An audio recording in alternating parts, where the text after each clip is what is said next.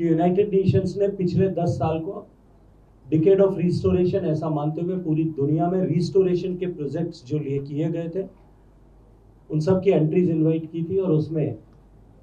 जो लगभग 160 से ज्यादा एंट्रीज आई थी उनमें से टॉप 10 रिस्टोरेशन इनिशिएटिव्स में एनएमसीजी के एफर्ट्स को, मिशन नमामि गंगे को स्थान दिया था।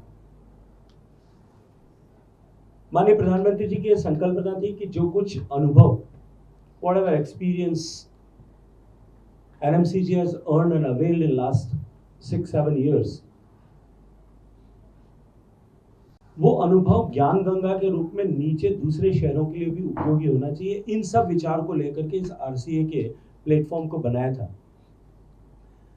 पूना के लिए सौभाग्य का विषय है कि पूना ने आज जब इस कॉन्फ्रेंस को, एनुअल कॉन्फ्रेंस जो पहली बार 1 साल बाद में हो रही है, जब हमने प्रारंभ किया तो 23 शहर उसके प्राथमिक रूप से सदस्य बने थे। आज मुझे प्रसन्नता है कि वो परिवार बढ़कर के 107 शहरों का हो गया, और आज इस कॉन्फ्रेंस में 40 शहरों के म्युनिसिपल कमिश्नर्स यहाँ उपस्थित हैं, और उसके साथ साथ में 51 शहरों के रिप्रेजेंटेटिव्स भी आज इस कॉन्फ्रेंस में यहाँ हैं। 2 दिन तक लगातार बैठ करके अनेक विषयों पर चर्चाएं होंगी, लेकिन सिर्फ कॉन्फ्रेंस और कॉन्फ्रेंस के बीच में भी आरसीए के प्लेटफॉर्म में, रिवर सिटी अलायंस के इस प्लेटफॉर्म में 25 से ज्यादा डिफरेंट ट्रेनिंग सेशंस ऐसे आयोजित किए,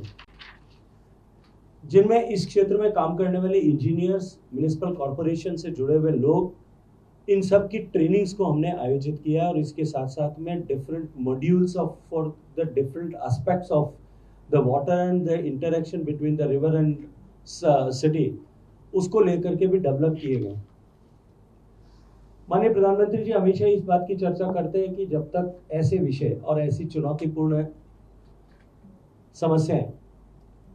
उनके साथ में जन सहभागिता जब तक न जुड़े, पीपल्स पार्टिसिपेशन जब तक न हो, तब तक उन्हें सफलता से पूरा नहीं किया जा सकता।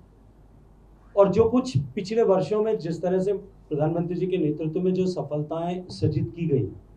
whatever the success stories have been written, अगर उनको भी हम देखें,